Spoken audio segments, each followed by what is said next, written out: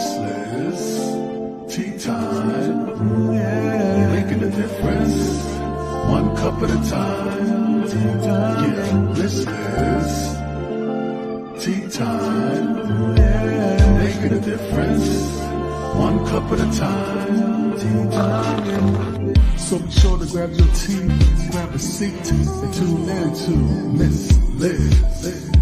Tea time, making a difference, one cup at a time. Tea time, yeah. Tea time, time.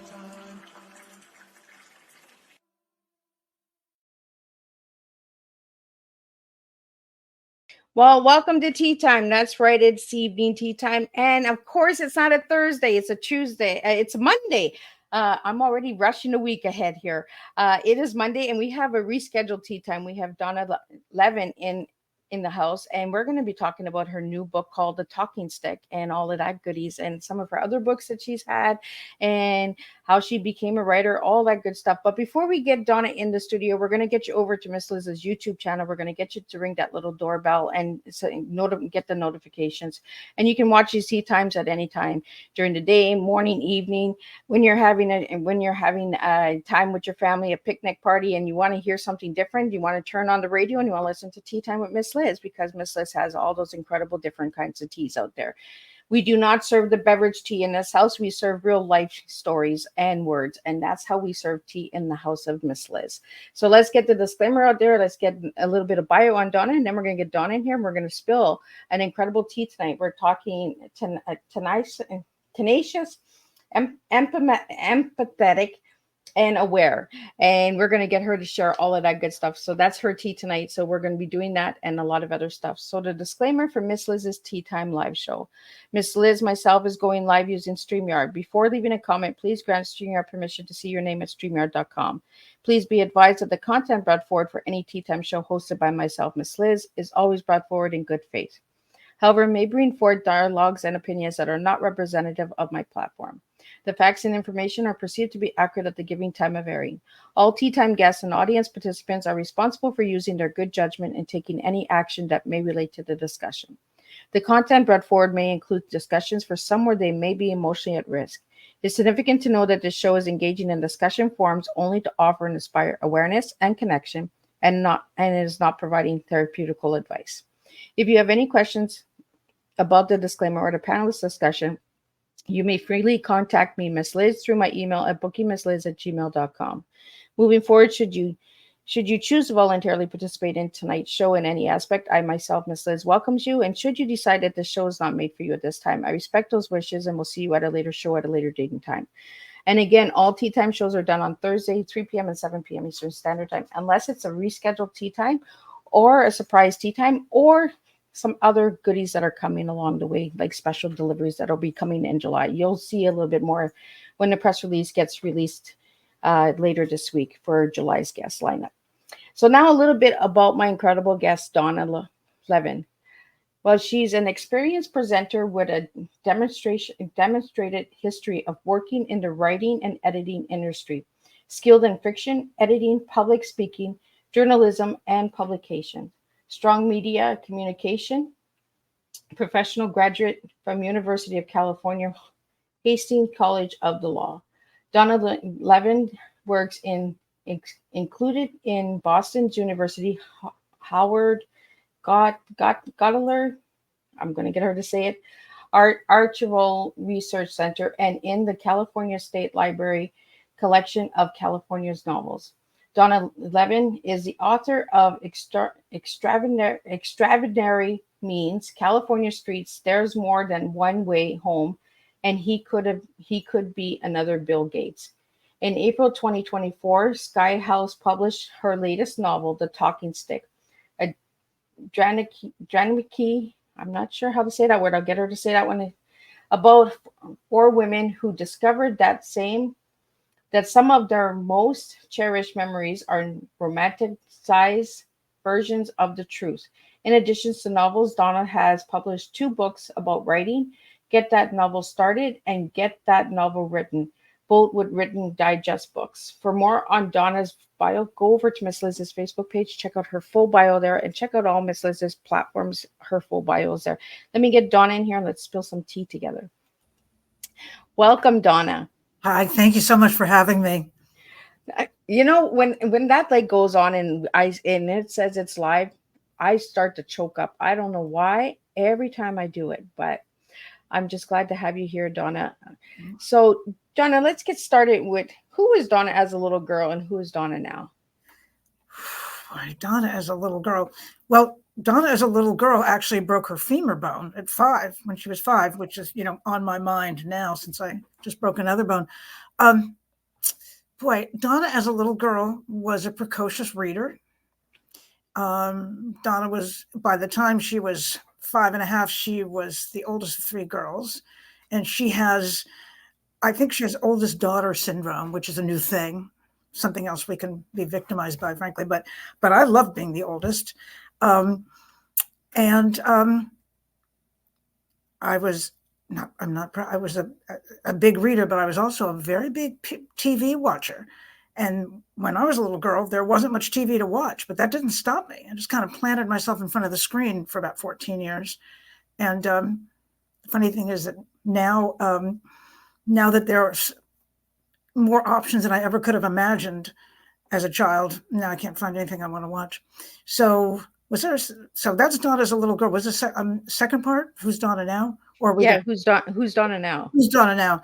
Oh God. Okay.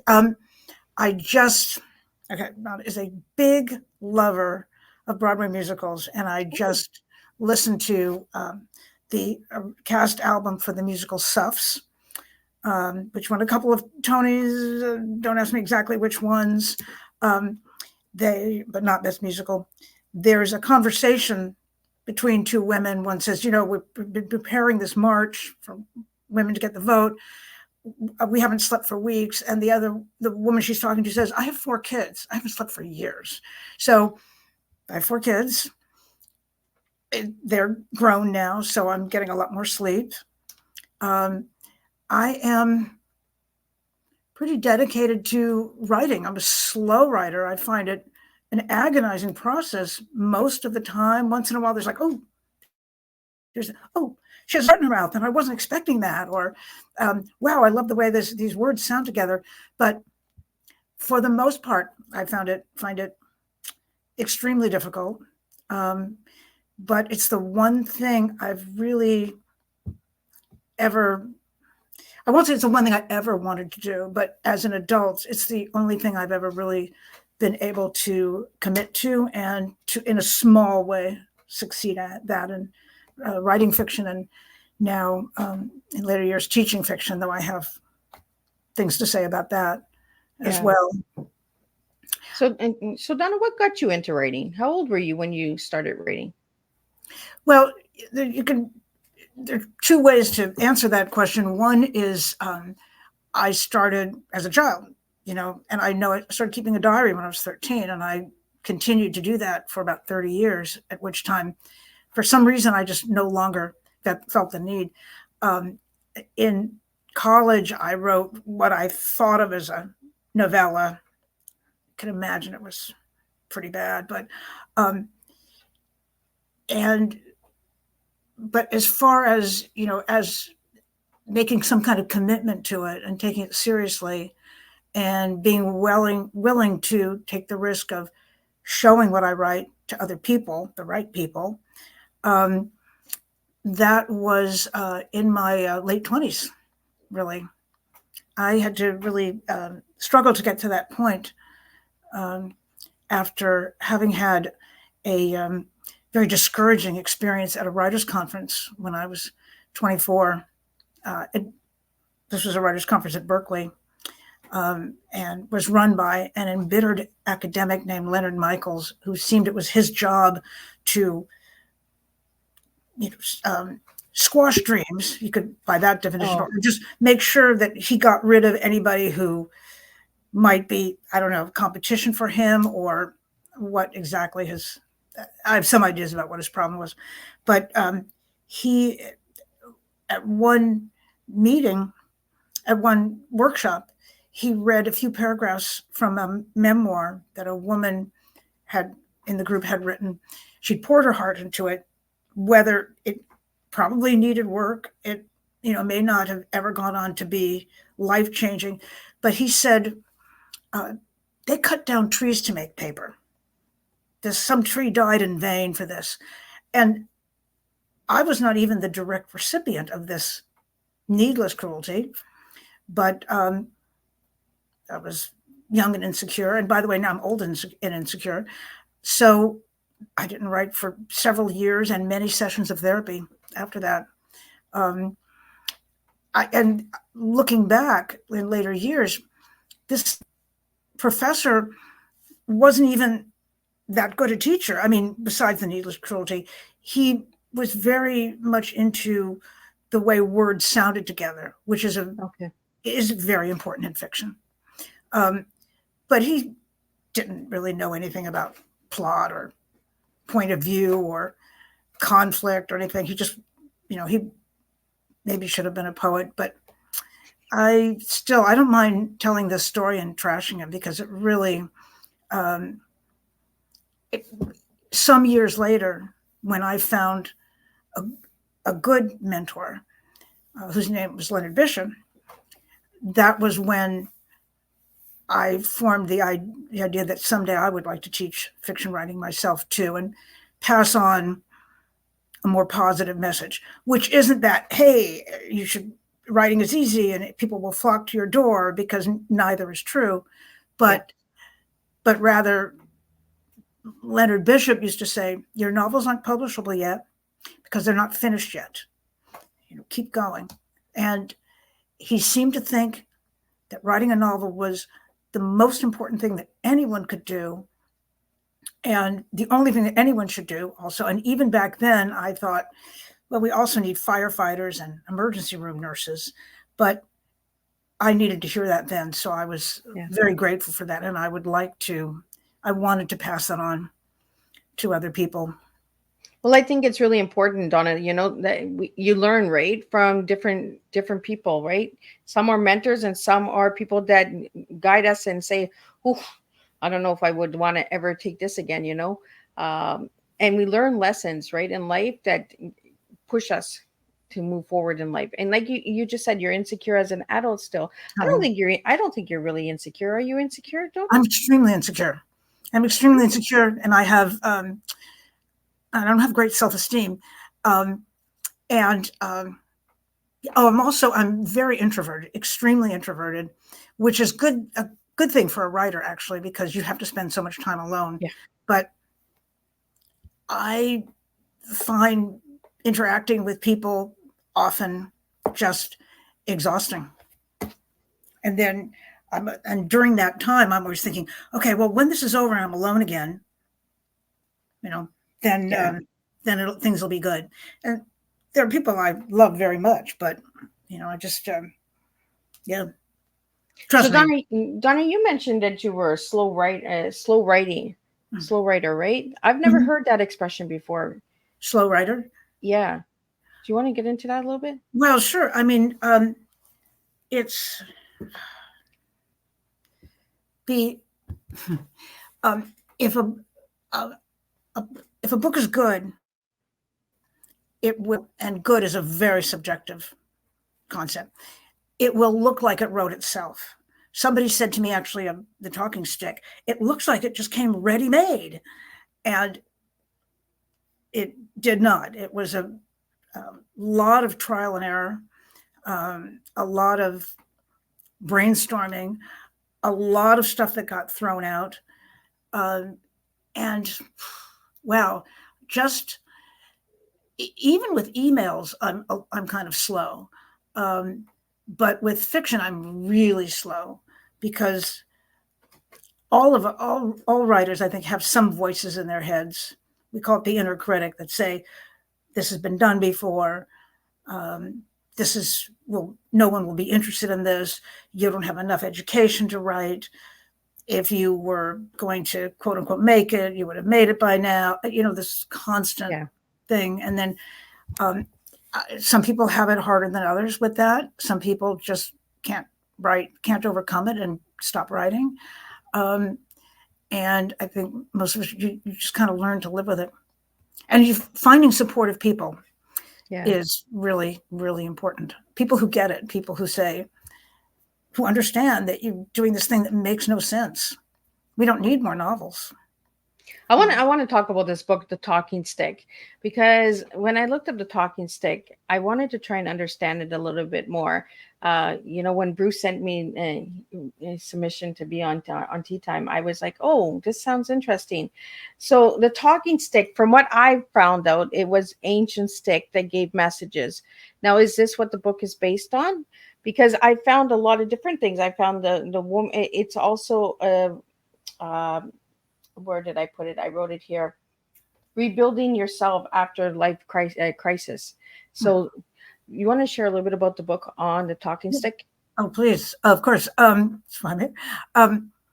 Well, a talking stick is, using a talking stick is a very, we could say, ancient Native American tradition where the person, it's a kind of a symbol of authority. Actually, let me see if I can reach it. I bet I can. This is luck. Here's a talking stick. I bought it on Etsy while I was writing the book. So, they can, I've seen pictures of talking sticks that are much bigger and more elaborate with more beads and feathers, etc. So it's a tradition that's been, I guess we have to say, appropriated by the white man, that when you're holding the talking stick, you are talking and no one can interrupt you. And this is how you keep order in a group. And if I've seen people use other things, it doesn't have to be a stick. It can be, tell you the truth, in an early season of Breaking Bad, the family is using what they call the talking pillow. So the person who has the pillow on their lap is allowed to talk and other people aren't. How much people actually respect that is another question. But for the sake of the book, I imagined my heroine, Hunter, getting a hold of a genuine Native American talking stick that's been passed down from mother to daughter for generations. In real life, it was they were more likely passed down from father to son, but who knows? And what happens to the woman who's holding it is that she remembers something, not a repressed memory, but a revised memory, so that she remembers something the way it really happened rather than the way she told herself it happened. So that, for example, one woman raising a teenage daughter and having the trouble that one often has with teenage daughters, she has told herself for years that the father, the biological father, just abandoned her and didn't want to know about the baby. And, she felt a little bit kind of like a victim that way. And she remembers that she never told him she was pregnant. Which is kind of a big difference. Wow. Yeah. And they get back in touch. I won't say more about that, but it's a big part of the book. And the Hunter, the main character I mentioned a moment ago, at the very beginning of the book, so it doesn't count as a spoiler because it's the first chapter, her husband leaves her for their friend. And meanwhile, he's run up a $40,000 bill on their joint credit card, and she has lost her job. And so she's under a little bit of pressure. But once the group is formed by a series of random events that probably aren't random, she begins to remember what she did to contribute to his leaving. And that's not to say that she's right and he's wrong, she's right or wrong, or that he's right or wrong. In fact, a lot of the book is about how those lines are not clear cut. Okay. So that's yet another woman has been grieving the loss of her mother for 3 years. And she idolizes her mother. Her mother was, the perfect mom, and she can't live without her and everything. And then she begins to remember that her mother wasn't so perfect. And she learns to love her in a different way. So I kind of thought of it. I didn't really plan it, but now that it's written, I think of it as kind of a dramatization of good therapy when therapy works.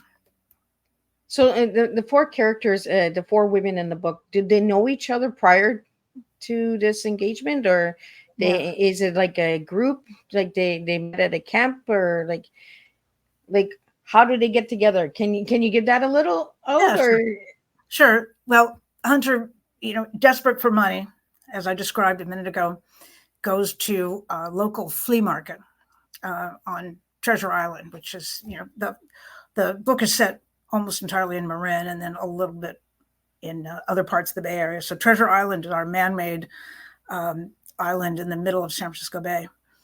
And in fact, that flea market doesn't exist anymore, thanks to you heard about this pandemic, but it was there for a long time. She goes to the flea market with her armful of William Shatner Christmas music albums, hoping to sell them to get just enough money to pay the minimum, etc. She meets a woman who gives her this talking stick. Now Hunter comes home very excited about she's going to use the talking stick. She's going to form a group and call it Get Healthy, because she used to work at a gym, and she's going to gather women, and they're going to get off the dieting roller coaster, and they're going to exercise, and they're going to keep journals of their progress, etc. But although she does a lot to promote the group, nobody shows up, nobody responds. So she makes flyers with a picture of her house and a bio, etc. Goes to a local open air mall, thinking that maybe she can post these flyers in the windows of various stores and get some interest that way. And an unexpected storm comes up and blows them out of her hand. Oh. So at that point, she says, okay, I'm done. I'm a quitter. I've done everything I could to get this group going. The husband's gone. I'm in debt. But, maybe things can get worse. I don't know, but I'm going home. But the other three women find the flyers. So I don't want to be, too explicit about this. No, we don't want to give too much away, because we want people to go out and grab the book, right? Yes, definitely. And from what I got from the Amazon, a little bio of the book and everything, there's a lot of humor in the book as well, correct? It's hilarious, actually. I'm not insecure about that. I know I'm hilarious. That's how I am. If I get a little nervous or something, I crack a joke, right? Put some humor in there, because life is so serious all the time. We just gotta break it and say, like have a little giggle once in a while. It ain't gonna hurt you. Yeah. It's definitely a defense mechanism for me, but on the other hand, I do it so well. I mean, I'm just really funny, so being really funny comes with a certain amount of baggage. Comedians are famous for being pretty neurotic, but so it's a funny book. Yeah. Well, that's good to know. We have a couple comments that are coming in from Instagram. I just want to read them out to you. Oh, great. So kudos to you, Donna, for having the determination and patience and courage to keep going. Comes from Shanna, a lady here in Cornwall. So thank you for tuning in, Shanna. And we have another comment that says, awesome title of a book, The Talking Stick. Oh, great.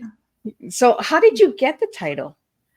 Well, it's funny. I was just thinking about this right before we met, how this was a pretty easy title, because it centers around this possibly magical object. And I really struggled with for the last two books. They're both about a woman raising a child on the autism spectrum. And There's More Than One Way Home was the title of the first of the two I'm talking about, but it's a generic title. It refers to the son's refusal to walk a different way back home from the park. But you don't know that from the title. So I don't know. I'm not thrilled with it. And then He Could Be Another Bill Gates was another one I struggled with a lot and have never been quite as happy with. That was inspired by this idea that Bill Gates himself is on the autism spectrum, which I think is silly. If it destigmatizes autism in any way, great, I'm all for it.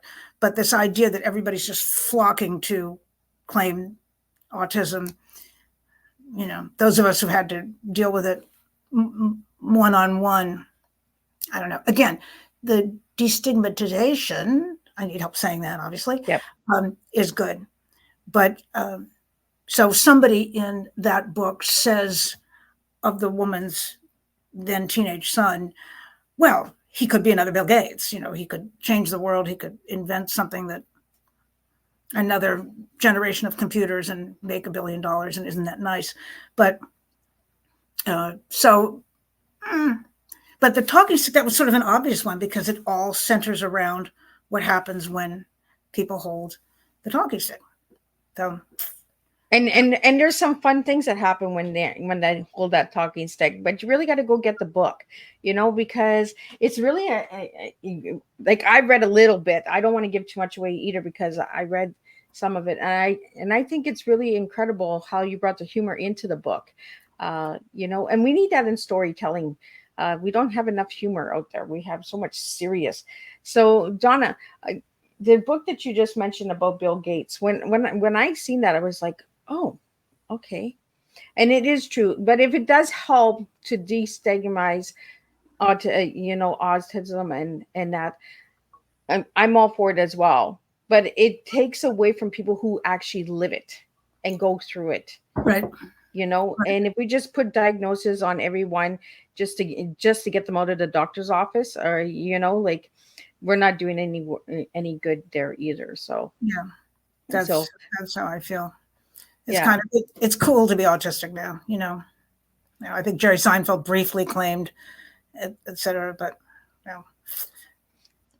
So Donna, I want to get into your tea. The tea that you gave me, I have a hard time saying that. It's tenacity and empathetic and aware. So let's get into those 3 words. Why did you give me those 3 words for your tea? well, let's see. Wait, empathetic and aware as opposed to tenacious, because tenacious, I can be very tenacious. Believe me, this book would not have been written if I weren't really tenacious. I went through. I'm in a terrific writing group with very supportive women who actually have changed my view about women's friendships. But as part of that, I brought chapters to the group that and you get that kind of look on people's faces when they don't want to tell you how bad something really is. What are they going to say that isn't cruel? Yeah. But this is not, Donna, this really, hey, I need the ladies' room. I'll be right back. There were months of that. So just the fact that you have to be a novelist, you have to be tenacious. Empathetic, well, sometimes that does. I don't know if that does anybody any good, but I'm just going to tell you, I was in New York about a year ago, and I'm walking down Fifth Avenue, and of course you're in one of the most affluent places in the world, and here are people selling plastic containers that have fruit in them, and I start thinking about how hard they're tenacious and brave. And I start thinking about how hard they are working. And I went to see one of these musicals I mentioned. There was a woman got in line with a white cane, and someone came out from front of house and helped her get into the theater. But she does not want my pity. I know that. And everybody was as nice as could be. But I started thinking about her life, and then it just expands to there's so much suffering in the world, you Yeah. know. So I'm not doing a lot to ameliorate that, but you know, you give money and you hope it has some impact, or you try to help somebody on the street. But I don't know. I mean, I'm trying to entertain people mostly with my writing.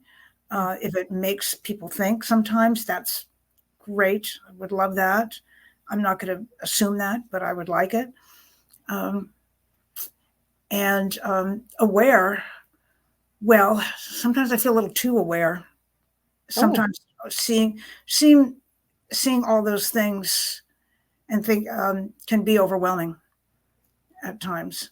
And thinking about what the future holds and what happens to my children when I'm gone, you know, whether it's financial or environmental or whatever it is. And I'm very aware of my own mortality. Do you know how people post on Facebook? It's my birthday. So today for my birthday, I'd like to ask for donations to this obscure nonprofit or that obscure nonprofit, the ranch in some state I've never heard of. If it's somebody I know, I often will give money, you know. But on my last birthday, I posted for my birthday this year, I want everyone to sit in a room and contemplate their own mortality until they tip into a full-blown panic attack. So, yeah, well, because that's what I usually do on my birthday. Unfortunately, I do it other days. Well, and that's the thing I want to get into, because I asked you one word to describe yourself and you gave me the word funny. And it goes right into what we're talking about, right? Being aware but we also have to look at life not so seriously, you know? And on birthdays, if that's the only time you want to give money to a donation or something, that kind of gives me a red flag. Like, is that the only time you support this? Or, like, do you not want to support it all year round? Could we not put these campaigns up all year instead of just on birthdays? But I want to get into the word funny, because you have humor in the book, in the talking stick. You have humor in when you do events, when you do speaking, and that as well. And humor has really saved your life, I believe, in many ways. Mm-hmm. So let's get into the word funny. When you hear the word funny, what comes to mind for you? Well, actually, it was I would maybe say humorous rather than funny, but they're more or less synonymous. I will say that I'm a hard laugh. I mean, it's hard to make me laugh. And if something makes me laugh, I'm grateful to that person or that, that entertainer or that book or that TV show, whatever it is. Some years ago, having a conversation with a woman who was talking about recipes, I said, I really don't like cooking. I don't like to spend 2 hours on something that disappears in 5 minutes. And she said, don't you like to give pleasure to other people? And I felt like, no, get out of my lane. That took me 2 hours. You guys take it away in 5 minutes. Yeah, I mean, maybe I don't like to give pleasure to other people. You're making some assumptions here that are not necessarily accurate. And this was years ago. And for all these years, I've regretted that I did not have what was the right answer, which was, I do like to give pleasure to people. I like to make people laugh. I like that very, very much. When I have been reading something I've written, for example, to the women in the writing group, and they laugh, I just get such a high out of that. So that's, and I guess, good humor is not about slapstick or people getting knocked over, or it's something that maybe makes you laugh, but later makes you see something a little more clearly or see something a little differently. And let me see if I can think of an example. I certainly don't want to get into anything political, but that's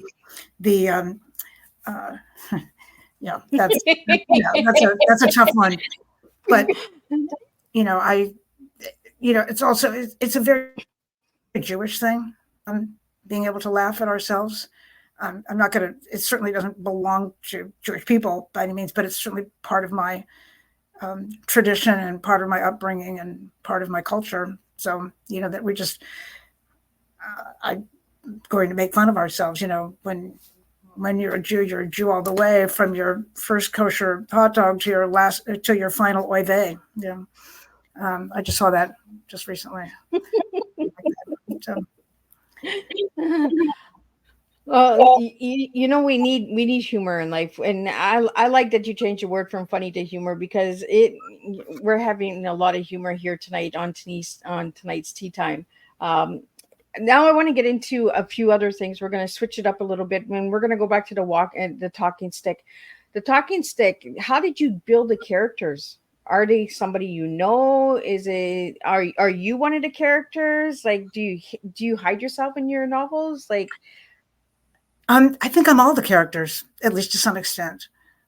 Hunter is a neat freak with kind of a cleaning compulsion. That's not me, but a lot of the rest of her is me. And there's Danica with her cats. Well, I only have 2 cats. She has 9, but and Alicia with her teenage daughter. My daughters are not teenagers anymore, but I've been through the whole. Once upon a time, I was a teenage daughter, and now I've had 3 come down the pike. And I think I've heard that this is that all the characters in a novel are part of the author. I mean, and that just sort of made sense to me, that you really only have your own experience to draw from, which is not to say that something isn't autobiographical, or that you don't use your imagination. But I think that's, we all, there's a way to explain this that falls under the word empirical. I mean, we just know what we've experienced. And of course you want to imagine other lives. And a lot of writers will say that that's what their jam is just imagining other people in other situations. I was inspired by the writing group I've talked about a few times already, and I mentioned that it really gave me I was raised to believe, we won't name any names, Mom, but that women can't really be friends, that they're always going to be competing with each other for men usually, and for or for opportunities, or just attention. And relatively late in life, I met this women that they're all very different backgrounds and in very different circumstances, and they have very different triumphs and setbacks, and everybody, they are not competing with each other. In the acknowledgments of There's More Than One Way Home, I listed them alphabetically, and then I said, before I met them, I did not believe women like this existed. So this has been, it's maybe as much as the help I've gotten with writing from them. And I've been in other writing groups, of course, before this, but as much as the help I've gotten with writing, that's been powerful, an important experience for me. And it's very hard to shake those childhood messages, isn't it? I mean, here's a completely crazy one, which is that you don't disturb a sleeping cat. My mother, God bless her, if the cat was in her lap, she would just stay there, no matter where she supposedly had to be. She would just stay there till the cat moved. It's a cat, But when I'm reclining on my futon with the laptop in my lap, and the cat is on my leg, I will not move. Eventually. And I totally get that. I'm a cat lady too. And when my little Tinkerbell's on, I'm just like, okay, Mom has to get up. You got to move. And she'll just look up, and I'm well, whenever you're ready to move, then I'll move. They got something over us, right? These cats, like. Dogs have owners, cats have staff. Right? Yeah. And one of my daughters is a big cat person too. And I recently discussed this with her. Oh, no, go ahead. So where would you like to see this book go? In a movie, in a Broadway? Like, where would you like to see this book go? Well, it's of course, I'd love to see it be a movie. I've no desire to write the screenplay. Let somebody else do that. But of course, I would love that. It doesn't happen to very many writers, but so I don't want to count on that. I don't want to start casting the movie or anything like that. But of course, that would be great. Although, without naming names, a few years ago, I met a lady, wonderful lady actually, who had a book turned into a movie. And I asked her what that was like because, I'd love to experience it. She said that she didn't feel much ownership of the final product. It was really just kind of taken away from her. But she said it allowed her to buy a house in Northern California. So she was, there you go. she was down with that part. But yeah, that would be great. Or we could see The Talking Stick, the musical. Right. Well, that's why I brought up the Broadway, because you had mentioned that you like Broadway. So I thought maybe a Broadway, and there's so much humor in this book. So I think it would be a comical Broadway, turn it into a musical. Well, if you know any producers or a composer lyricist team who might be interested in a story about 4 women who rebuild their lives after crises, then please pass it on or let me know and I'll pass it on. Yeah, absolutely. For any of the listeners out there, if you know anybody that does musical Broadways and all that, I think it would make a hilarious Broadway, Donna, because there's so much humor in there. So yeah, any of the listeners out there, and if you're watching a replay, push #replay. Miss Liz always wants to know where you're tuning in from. We do have some listeners coming in from Instagram and YouTube and Facebook and all of those good places. So thank you guys for tuning in. I appreciate it, and Donna appreciates it. Donna, I want to get into your favorite color. The color you gave me was crimson red. Yeah. So why that color? I don't know. Ever since as far back as I can remember, red is my favorite color, and not just red, but the really dark. Let's see. Here's a good red right there. Yeah. The really dark, vibrant reds. I don't know. I actually, when I see that, and that it's that whole slice of the color wheel that I like. The dark red, the crimson, the scarlet. That I actually, when I see that, I get kind of a little dopamine hit. Actually, we got this too. Now there you go on your nails. Yeah. So happily, this is a color found in nature, but and I like the jewel tones. All the sapphire and I like and teal and all those. Yeah, when I asked you your favorite color and I got a direct kind of red, I was like, oh, she likes a certain type of red. So, and I liked it. I was just like, that's different. I like when my guests give me like a different color, like like peewinkle or or lavender purple, or like a blue and a purple mixed together, or they create their own color name or something like that, because it gets creative, right? And colors say a lot about a person. So I was like, she likes crimson red. Have you ever written a murder story or anything like that? Like, funny you mentioned that, because I would like to. I've started something that new, which will be partly murder mystery, but it's, to be honest, I'm doing that because it makes for a good story. I'm actually puzzled by the almost universal fascination for murder mysteries. I like to say that if you put a murder mystery by James Joyce on the cover of Finnegan's Wake, people would read it. And if an alien came to Earth, at least to North America, it might think that a third of the people were killing another third of the people, and the final third were trying to figure out who did it. I don't know, and so much on TV, the British murder mysteries, and then for me, rather distastefully, the popularity of Law and Order Special Victims Unit. I find that I really don't want to watch TV about spousal abuse or infanticide. Yeah. And I wonder why there's such an audience for it. Now, I mean, cozy murder mysteries are less troubling to me, but I still don't really understand the obsessive fascination with that. The closest I can come is saying that if you tell somebody it's a mystery, that they know it's not going to be 100 pages of a woman slicing zucchini in her kitchen and thinking about her childhood, that it promises some kind of plot.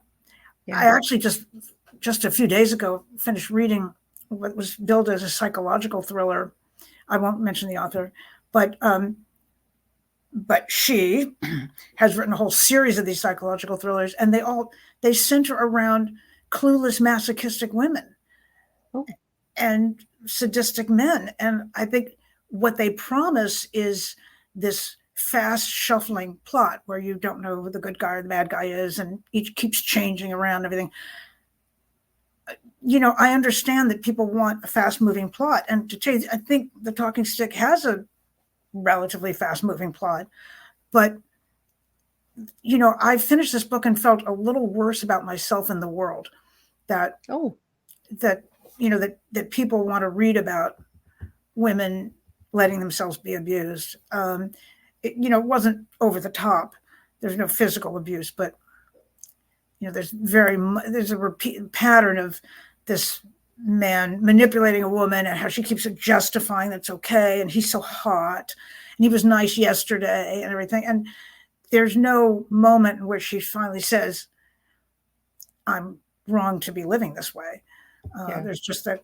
So that's so Donna, if you were to write a murder mystery book, would it be like almost like a murder she wrote kind of plot, like layout? Yeah, because the old show Murder, She Wrote, it was about trying to find out, right, about all the different characters, who did it, right, who was the last one to speak to that person, and who might have wanted to take that person out and stuff like that. I think we need more of those types of murder mystery books out there that get you to really think, right? Who could it be? Well, I think that's what the attraction is, the puzzle, figuring out the puzzle, the Agatha Christie type. And it's funny you mention that, because when I started this new book I actually dug up, I found, I don't even remember what platform, there's so many now. I found Murder, She Wrote and watched a few episodes because I had never seen it before, but I knew that it was more the Agatha Christie, violence off scene type. Just let's figure out the puzzle. After watching a few episodes, I kind of figured, okay, I got it. But now that we're talking, I'm thinking maybe I should get back to that for more than constructing a murder mystery. Yeah, because that's what I kind of got, like, when you gave me Crimson Red, I was like, oh, she could write a good Murder, She Wrote kind of novel, like, and put a little bit of humor in there, because there was also humor in Murder, She Wrote. When you thought there was that character, and then they threw a little joke in there, oh no, they were off romancing or something, or another plot came in, another story came in, and that's what I got from The Talking Stick, was the different relationships, right? Because there is some romance as well in this book. Yeah. So can you tell us a little bit about the romance? Not too much, because I don't want to give too much away, but okay. Well, my heroine Hunter, although after having had this very bad experience with her husband, she does meet somebody new. And he's a quirky guy. She begins to, and in her past, she's really judged men on their appearance, which that was not autobiographical, whatever. But she was very attracted to her husband, Peter, who has left her, because he was so gorgeous. Now this guy is not gorgeous, but she needs him for something else. I mean, he's helping her with something, and she begins to appreciate his values. His desire to, it's kind of a cliche now, but to make the world a better place too. And so that's probably all I should say without giving away too much. So Donna, this book came out this year, correct? Yes. Just 2 months ago, about 2 months ago. So if anybody would like to grab a book, where could they grab this book? Well, the easy one is Amazon, of course. And I'm happy to say, boy, I haven't in the United States. It's available at a lot of libraries, and I love to encourage people to use libraries. I think most copies in the United States libraries are in ebook form, some in hardcover, and then if you easy, real simple thing too. If you go to my website, which is very creatively, oh, it's right there on the screen, donnalevin.com. There are links to half a dozen online platforms that will sell. There's bookshop.org, and they give a percentage of their profits to independent bookstores. And there's indigo.com, and Barnes and Noble and Amazon, frankly, are the big ones. So that would be certainly much appreciated by the author. I've got to see about maybe getting it into some Canadian libraries. I've been, Googling to see what libraries have it here in the States, and when they don't, then maybe. I really like that you got it in libraries, because we need to get people into the libraries. Got to get reading again. You Yes. know, without the phone, without the tablets, get a book, get that hardcover. There's just something different about a hardcover book than there is, with the tablets and phones. And I love holding a hardcover book. There's just something different. I'm just like, oh, all these words were put on this paper to enjoy. Yeah.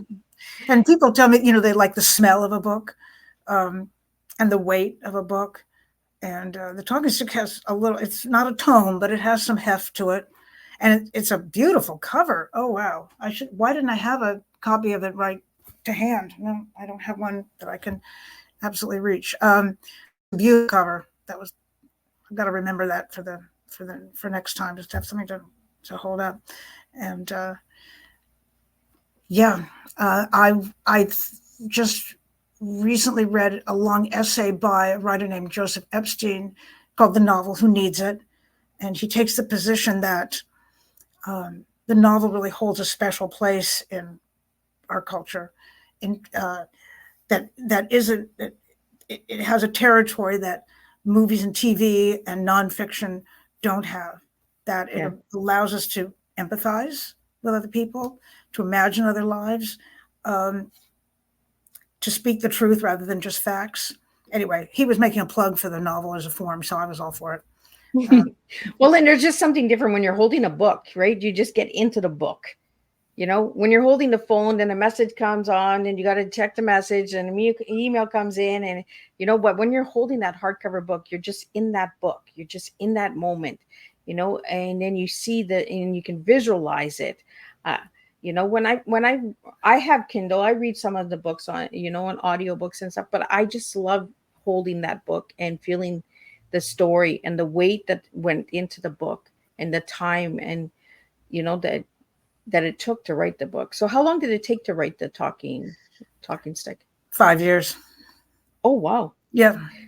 It was a lot of it was the longest I've spent on a book.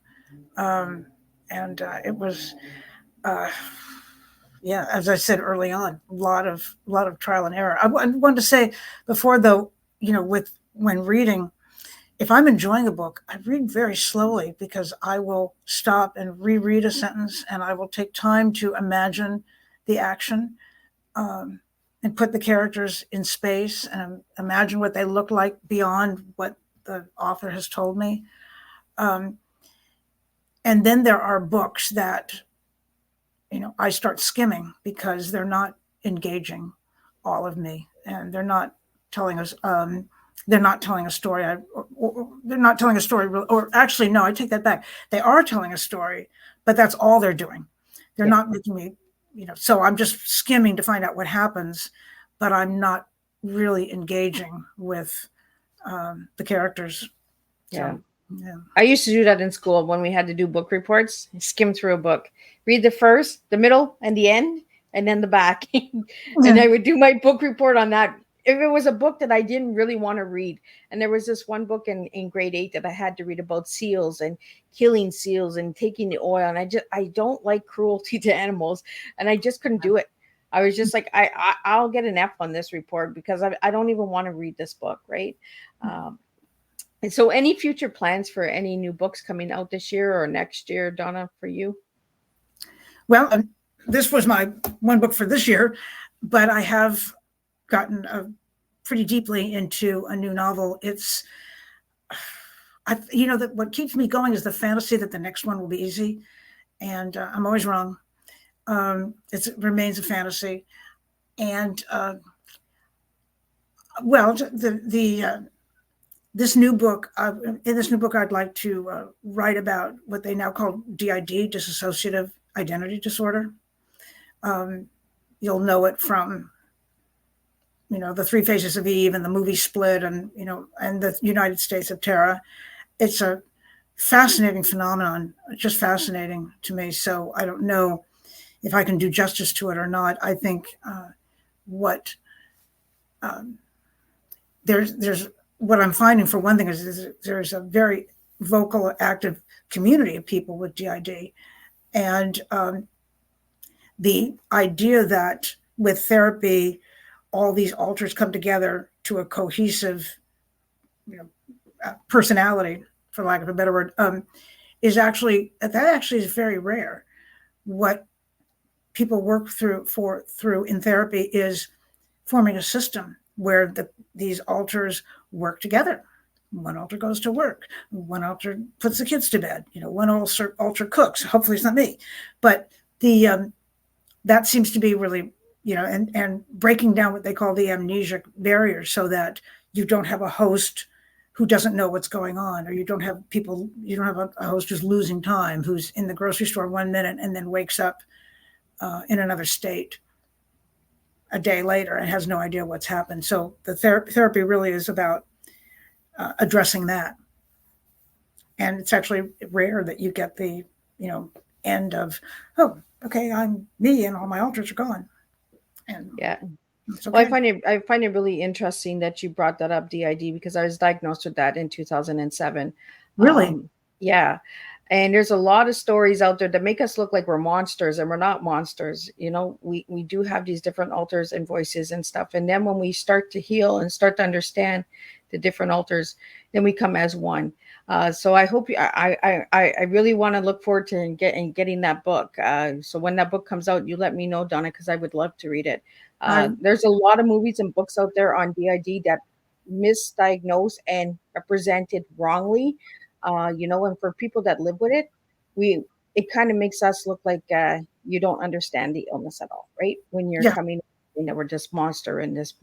So I'm really surprised, because I did not know that until right now that you were doing that. So let me know when that book comes out, because I would love to read that book, Donna. Well, I promise you it's going to be a sympathetic portrayal.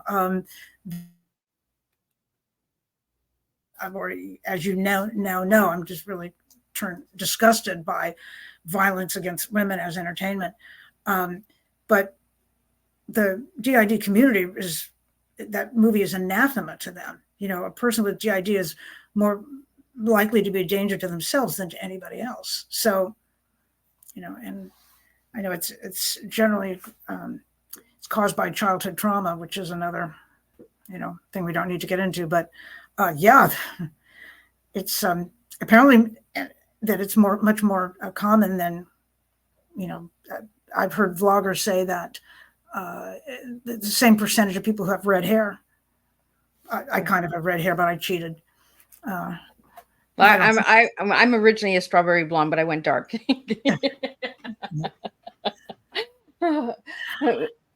So, Donna, any final message for anybody out there that would like to grab the talking stick and all of that good stuff, and how they can connect with you? For the audio listeners, if you'd just like to spell out your website so they can check you out. Please do go to my website. That's the fastest, easiest thing to do. If you're interested in buying the book, of course, I would love that. But I'm more interested in readers than I am in sales. So if you can buy a copy and share it with other people, or, again, I'm not sure what the logistics are in terms of getting a book from the United States Library. Hey, you can ask your library to order a copy. I mean, Absolutely. the ebook form. So I would love that. And I really appreciate you having me on today. Well, it was a real pleasure having you on. And, as we got to talk more and more, I got to know you a little bit better. And I really appreciate everything that you're doing and in the writing world, and keep doing what you're doing, Donna. And it was an honor to have you on my platform. For all the listeners that tuned in today, thank you. I really appreciate your support. For all your newcomers that are just checking out Miss Liz's Tea Times for the first time, thank you for tuning in. You could be somewhere else, but you tuned in tonight to listen to us. So thank you for that. We will be back Thursday at 3 p.m. Eastern Standard Time, and we're going to be wrapping up the month of June and then jumping into until July. My tongue again, we're going there. And the press release for July will be out soon, so you'll be wanting to check that out. There's a few good goodies and surprises in there that you'll be like, where's Miss Liz going with this? But that's the way we do tea in this house. So we will be back on Thursday with Kim Devandesan, and she's coming in from the Neverlands. So we got some good stuff coming. So again, Donna, thank you for tuning in and joining me tonight. And for all the listeners out there, thank you, Bruce, for giving me Donna and sharing Donna with me. It was a real pleasure. And I will see everybody back here Thursday at 3 p.m. Eastern Standard Time for the next TEA. Keep serving your tea and keep being true to yourselves, and we'll make a difference with a cup of tea, one cup of tea at a time.